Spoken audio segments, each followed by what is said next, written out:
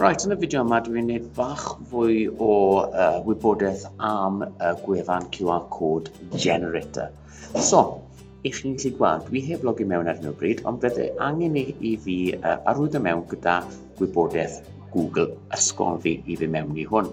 So, fi'n wasgu login nawr, ac i chi'n gallu gweld i fi mewn i fe. Dwi wedi creu 2 yn barod. So, mae un fan hyn gyda fi, a mae un arall fan hyn gyda fi. So, fi'n mynd i creu newydd nawr, so wasgu create QR code, a mae'n gofyn i fi dwi eisiau, beth dwi eisiau rhannu. So, fideo neu website neu beth bynnag. Holiadur dwi eisiau rhannu, so fi'n dewis website fan hyn. Wedyn, dyma ffordd mae'n mynd i edrych, fi'n gwasgu nesaf, a fan hyn mae angen i fi teipio mewn yr cyfeiriad. So, fi'n mynd i rhoi enw i fe fan hyn, ac wedyn fan hyn dwi yn mynd i clicio mewn yr cysylltiad.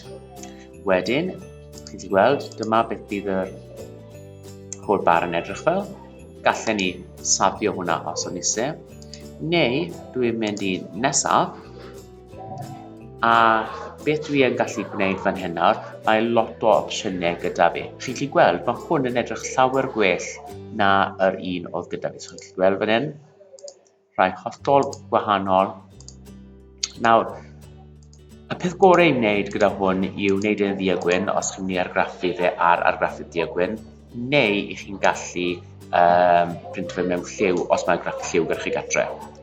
Ac i newid y sgan mi ar gyfer yr ysgol, chi'n gallu gwasgu'r ty hyn ar gwaelod, ac wedyn just teipio sganiwch. A wedyn gwasgu OK. Nawr, gallwch chi mynd o hwnna, lawrlwytho hwnna, a rhoi ar poster, a rhoi o gwmpas yr ysgol, os eich eisiau. Ond, y peth da amdano hwn yw, mae'n creu i chi, ac i chi'n gallu gweld wedyn sawl pobl sydd wedi sganio hwn mewn.